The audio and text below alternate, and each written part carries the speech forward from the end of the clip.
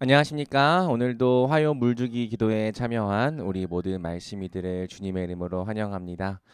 계속해서 폭염이 지속되고 있는 가운데 우리 모든 말씀이들의 건강을 하나님께서 지켜주시기 원하고요. 오늘도 우리가 스스로 할 수 없는 많은 일들을 우리 하나님께 아무것도 염려하지 않고 감사와 기도로 아뢰며 나아갈 때 주님께서 우리가 생각하는 것보다 더욱 넘치도록 역사하시는 것을 함께 보게 되길 간절히 소망합니다. 오늘도 우리가 지난주에 함께 나누었던 말씀을 잠깐 요약한 후에 또 그 말씀을 붙잡고 같이 기도하는 시간을 가져보겠습니다. 우리가 지난주에는 복음의 심기다 두 번째 시간으로 말씀을 함께 나누었습니다. 첫 번째 주에는 복음의 서론을 나누었다면 두 번째 주인 바로 지난주부터 우리가 본격적으로 복음을 나누기 시작한 거죠. 복음의 정의가 단순히 예수님의 십자가와 부활뿐만이 아니라 삼위 하나님께서 행하신 모든 일들이라면 과연 복음은 어디서부터 시작되는 걸까요? 당연히 말할 것도 없이 복음은 창세기 1장 1절부터 시작됩니다. 하나님께서 태초에 천지를 창조하셨다는 소식부터 우리는 복음으로 받아들일 수 있는 거죠. 성경은 창세기 1장 1절부터 하나님께서 태초에 하늘과 땅 모든 것을 창조하셨다고 말합니다. 이것은 하나님께서 이 세상 모든 것의 출발과 시작과 근원이 되신다는 뜻이죠. 오늘날 현대적인 무신론 세계관은 이 세상의 모든 것이 그저 우연히 있었다고 말합니다. 우연이라고 하는 것과 무한한 시간이 합쳐지면 그것이 곧 오늘 우리가 보고 있는 모든 세상을 창조한 원인이 되었다라고 이야기를 하는 거죠. 하지만 성경은 이 세상과 우리가 그저 우연히 발생한 존재라고 말하지 않습니다. 도리어 우리를 비롯하여 이 세상 모든 만물의 출발과 시작과 근원에는 하나님이 계신다고 선언하는 거죠. 우리 하나님은 말씀으로 무에서 유를 만들어내신 전능하신 창조주십니다.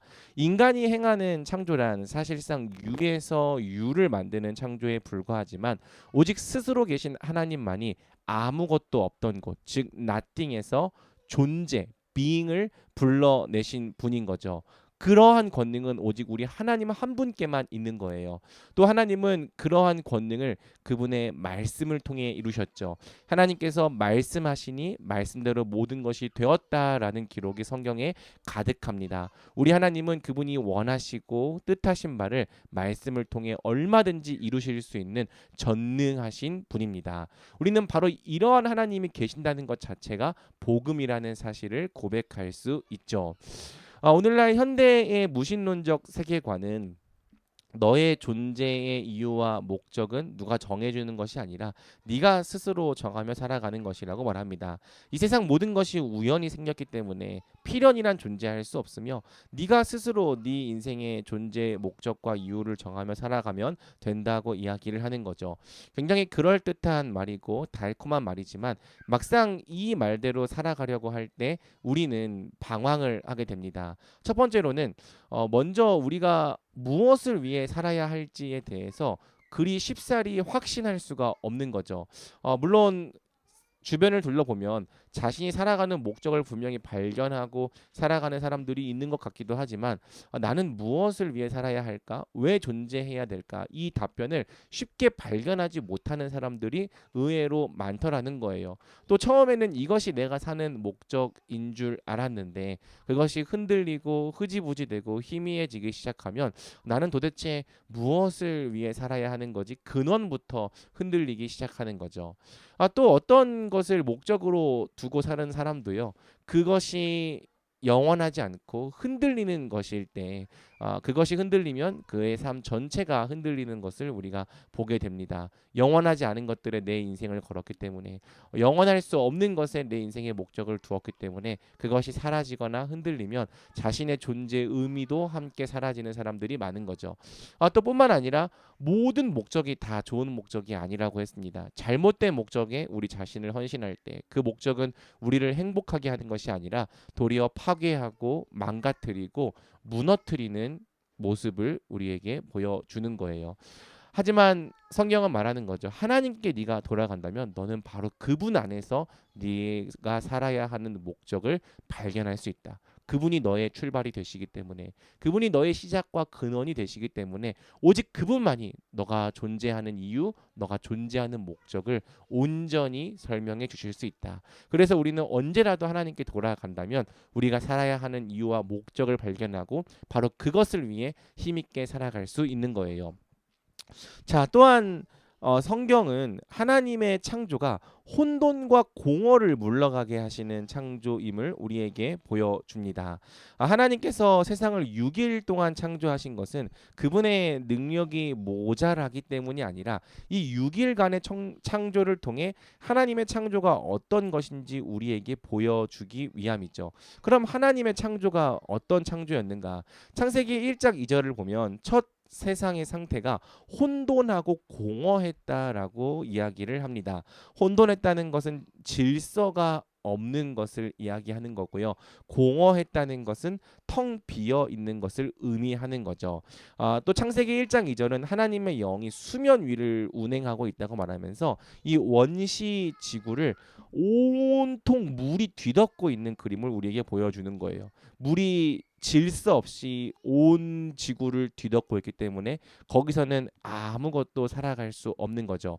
하지만 하나님은 첫 3일의 창조를 통해 세상에 질서를 부여하기 시작합니다. 빛을 창조하시고 빛을 낮이라 부르시고 또 어둠을 밤이라 부르시고 시간을 창조하셔서 이제는 낮과 밤이 순환하는 세상의 질서를 만들어내시죠. 둘째 날에는 지구를 뒤덮고 있던 물을 궁창 위의 물과 궁창 아래의 물로 나뉘는 질서를 부여하셔서 더 이상 물이 온 대기를 뒤덮게 하지 못하고 대기에 살기에 좋은 이 궁창이라고 하는 공간이 생겨나게 하십니다. 세 번째 날에는 이제 이 바다의 경계를 정하셔서 바다가 온 지면을 다 덮지 못하게 하시고 바다와 무채의 경계를 나누셨죠. 이렇게 하나님께서 질서를 부여하기 시작할 때 세상은 점점 생물들이 살 수 있는 공간을 갖게 됩니다. 이러한 질서의 상태를 보시고 하나님은 보시기에 좋다고 말씀하신 거예요. 그 다음 네 번째 날부터 여섯째 날은 하나님께서 그 공간 속에 충만함을 부여하시는 창조를 행하신 거죠. 넷째 날에는 온 우주의 광명체들, 해와 달과 별들을 창조하셨고 다섯째 날에는 하늘의 새와 바다의 물고기를 창조하셨습니다. 여섯째 날에는 땅에 기는 모든 생물과 사람을 창조하시는 것을 통해 세상에 있던 모든 공허가 물러가고 하나님께서 창조하신 좋은 것으로 충만하게 하신 거예요. 이처럼 성경은 하나님께서 창조의 사역을 하실 때마다 혼돈과 공허가 물러간다는 사실을 보여주죠. 뿐만 아니라 우리 하나님은 창조하신 후에도 계속해서 세상을 다스리시는 것을 통해 이 세상이 무질서하게 되는 것을 허용하지 않으시고 또 이 땅이 공허해지는 것을 막으시는 거예요. 오직 하나님의 통치 안에서만 이 세상은 혼돈과 공허를 벗어나 질서와 충만으로 가득한 세상이 될 수 있는 거죠. 사랑하는 여러분, 이것은 우리가 하나님을 거절하고 대적할 때 왜 다시 혼돈과 공허로 돌아갈 수밖에 없는지를 설명해 주기도 합니다. 하나님과 멀어지고 대적할수록 우리는 그분의 선하신 통치를 잃어버리게 되죠. 하나님의 선하신 통치를 잃어버릴 때 우리의 삶은 무질서해집니다. 무질서해질 때 그것이 마치 처음에는 좋은 것처럼 느껴질지라도 점점 우리는 그러한 삶에 행복하지 않으며 도리어 우리의 삶을 망가뜨리고 고통스럽게 만든다는 것을 알게 되죠. 또한 하나님의 통치를 잃어버릴 때 우리는 공허해집니다. 공허한 것, 텅 비어있는 상태가 되었을 때 우리는 무엇을 해도 만족을 하지 못하고 늘 공허에 굶주린 삶을 살 수밖에 없는 거예요. 이 혼돈과 공허는 인간이 스스로 해결할 수 있는 문제가 아닙니다. 오직 하나님께 돌아가는 것으로만 이 혼돈과 공허의 문제는 해결될 수 있습니다. 성경은 우리에게 다시 하나님께로 돌아오라고 만드는 거죠. 널 만드신 분이 계신다. 그분이 바로 너의 인생 가운데 혼돈과 공허를 몰아내시고 너의 인생을 하나님 나라의 질서와 좋은 것, 충만으로 가득 채우신다. 바로 이 사실이 오늘 우리에게 복음이 되는 것입니다. 결국 창세기 1장이 보여주는 창조의 목적은 하나님 나라죠. 하나님은 세상을 창조하실 뿐 아니라 다스리시는 분이십니다. 이처럼 하나님의 통치를 통해 모든 혼돈과 공허가 물러가고 하나님의 질서와 좋은 것으로 충만한 나라를 우리는 하나님 나라라고 부르는 거예요. 그 나라는 하나님께서만 보시기에 좋은 세상이 아니라 우리 사람이 살기에도 좋은 세상이죠. 우리는 하나님께서 창조하신 그 좋은 세상에서 하나님이 주신 선한 것을 마음껏 누리며 하나님께 영광을 돌리도록 창조되었습니다. 우리 사람은 하나님 없이 독립적으로 살 때 행복한 존재가 아니라 하나님 나라에서 하나님과 함께 살 때 진정한 행복을 누리도록 창조된 존재인 거예요. 이것을 알면 창세기 3장에서 하나님을 떠나 반역하고 그분의 나라를 상실하게 된 것이 우리에게 얼마나 비참한 일인지를 우린 알게 되는 것이죠. 그래서 성경은 우리 인간이 어떻게 하나님 나라로 다시 돌아갈 수 있을까에 집중합니다. 성경을 관통하는 하나의 큰 주제가 있다면 그것은 바로 하나님 나라인 거죠. 성경에서는 우리 하나님 나라를 어떻게 회복할 수 있는가를 가르쳐 주고 있고 그 중심에 우리 주 예수 그리스도의 십자가와 부활이 있는 거예요. 이렇게 하나님 나라가 창조의 목적이라는 것을 알 때 우리는 왜 먼저 그 나라와 그의 의를 구하며 살아야 하는지에 대해서도 알 수 있는 거죠. 하나님 나라와 하나님의 의를 구하라는 명령은 우리가 할 수 없는 무겁고 부담스러운 명령이 아니라 본래 하나님께서 우리에게 주시려고 했던 그 아름답고 소망이 가득한 나라, 질서와 충만함으로 가득한 나라를 꿈꾸고 바라보라는 뜻인 것입니다. 하나님 나라를 알면 먼저 그의 나라와 그의 의를 구하라는 것이 부담스러운 명령이 아니라 마땅히 그렇게 해야 할 소망의 복음으로 우리에게 여겨지는 거죠. 바라기는 하나님의 창조가 우리 말씀이들 모두에게 복음으로 들려지길 간절히 소망합니다. 하나님이 계십니다. 그분은 우리가 왜 살아야 하는지, 무엇을 위해 존재해야 하는지 우리 존재의 목적을 알고 계신 분입니다. 하나님은 우리 인생을 창조하시고 다스리십니다. 그분이 창조하시고 다스리실 때 우리는 혼돈과 공허를 벗어나 질서와 충만함 가운데 살아갈 수 있습니다. 결국 우리는 하나님 나라에서 살아가도록 창조되었습니다. 그것이 우리가 구원받아야 하는 목적이고 그 하나님 나라를 누리는 것이 바로 우리가 살아가야 할 진정한 이유라고 할 수 있는 거죠. 바라기는 우리가 또 이 내용을 붙잡고 기도할 때 하나님께서 이 창조의 복음을 여러분들의 마음 가운데 충만케 하시기를 주님의 이름으로 축복합니다. 우리 다 같이 기도하며 나아가겠습니다.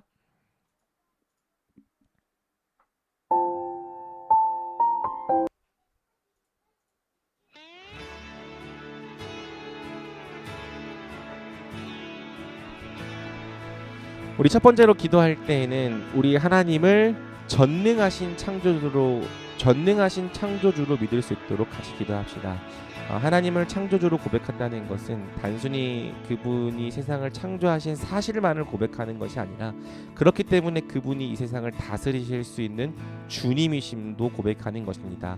만드셨다면 세상을 다스리시고 회복시킬 권능도 그분께 있는 것이죠. 뿐만 아니라 이 세상과 우리를 비롯한 모든 것의 주인이 바로 마땅히 하나님이심을 고백하는 것입니다. 주님, 내가 마땅히 전능하신 창조주 하나님을 나와 이 세상의 주인으로 고백하고 그분께 순복하며 그분께 우리의 모든 것을 드리는 사람들이 되게 하여 주시옵소서. 또 하나님 안에서 내 인생의 목적과 이유가 발견되도록 같이 기도합시다.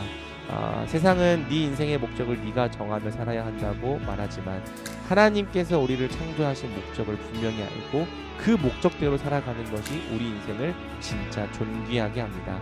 이 세대의 풍조를 본받지 아니하고 하나님의 그 목적 안에서 우리가 가장 존귀한 삶을 사는 자가 될 수 있도록 같이 은혜를 간구하며 기도로 나아가겠습니다. 기도하겠습니다.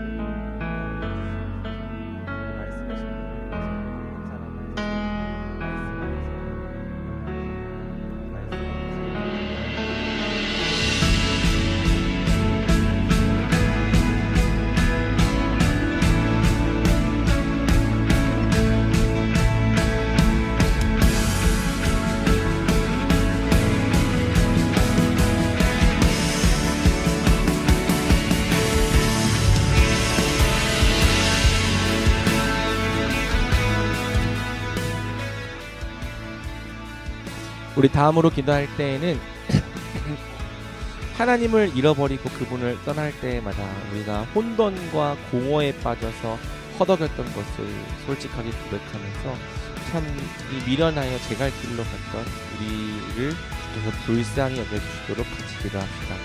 하나님을 떠나 내 마음대로 내 뜻대로 살아가는 것이 죄이며 하나님을 잃어버릴 때 우리의 인생은 결국 무질서해지고 공허해질 수밖에 없음을 하나님 앞에 인정하고 같이 회개하면 좋겠습니다. 그리고 이 시간에 다시 한번 하나님 나라의 통치가 내게 임하도록 함께 기도합시다. 말씀과 성령으로 하나님의 통치가 내게 임할 때 혼돈과 공허가 물러가고 질서와 충만함이 나와 내게 속한 모든 곳에 이루어지게 하여 주시옵소서. 내 인생이 하나님의 선하신 통치로 가득하게 하여 주시옵소서. 우리 그렇게 같이 기도하며 나아가겠습니다. 기도하겠습니다.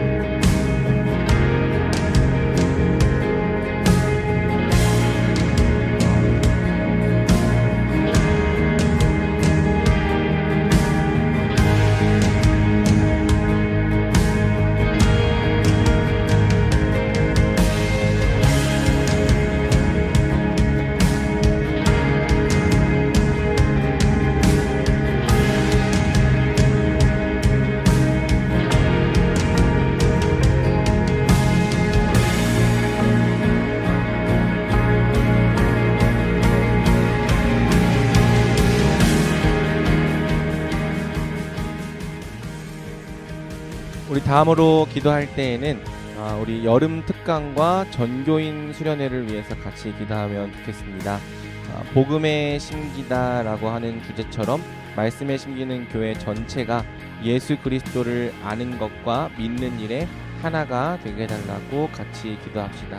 우리 교회가 서로 출신도 다르고 또 배경도 다르지만 오직 복음을 함께 알고 믿고 고백하는 일에는 하나가 되어서 복음으로 서로를 사랑하고 복음으로 서로를 품는 복음 중심적인 교회가 되게 해달라고 같이 기도합시다. 특별히 이번 수련회가 교회의 한몸됨을 온전히 이루고 연합하는 시간이 되게 해달라고 기도합시다. 모이기 시작한 지 얼마 안 되었지만 서로를 향해 마음이 활짝 열리고 주님 안에서 서로를 사랑하는 마음으로 대할 수 있도록 성령의 역사를 넘치게 부어주시도록 같이 기도합시다. 준비하는 모든 과정에 은혜를 달라고 기도합시다. 이제 7월 20일까지로 등록이 끝났고 이번 주부터 본격적으로 모든 준비에 돌입하게 됩니다. 준비하는 과정부터 은혜를 경험하는 수련회가 되고 서로 연합될 수 있도록 필요한 모든 재정과 또 인적 자원과 물적 자원 다 하나님께서 채워주시고 넘치도록 부요하게 일하시는 하나님의 역사를 경험하도록 우리 함께 기도하며 나아가겠습니다. 기도하겠습니다.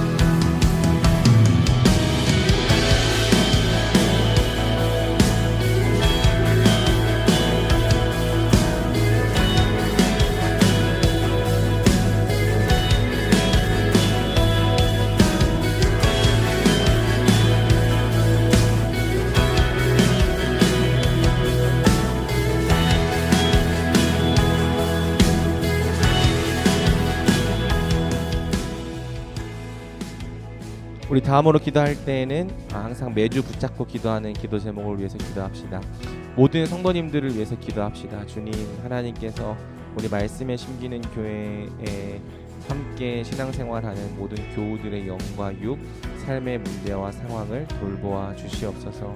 매주 함께 드리는 예배가 늘 신령과 진정으로 드리는 예배가 되게 하여 주시옵소서. 마른 뼈가 살아나고 영혼이 소생되는 예배가 되게 하여 주시옵소서. 정말 우리 말씀에 심기는 교회 예배밖에 볼 수 있는 것이 없습니다. 주님, 우리 예배에 은혜를 주시옵소서. 또 함께 말씀에 심겨갈 영혼을 매주 보내주시옵소서. 특별히 계속해서 교회 처소 이전 과정에 있습니다. 오늘도 용찬 형제님과 함께 또 교회를 방문하여 또 전선을 어떻게 배관할지 실측을 하고 왔는데, 주님 이 모든 과정에 순탄함을 주시고 또 필요한 재정을 채워주시고, 또 이번 주 금요일 토요일부터 전기 공사에 들어가는데 주님 우리 말씀에 심기는 교회 공간이 아늑하고 은혜가 충만한 공간으로 채워질 수 있도록 주님 은혜를 베풀어 주시옵소서. 그리고 지금까지 우리 교회를 품어주신 요괴배 스튜디오와 이현주 원장님께도 복을 주시고 더 많은 것으로 채워주시도록 우리 함께 은혜를 구하며 같이 기도하겠습니다.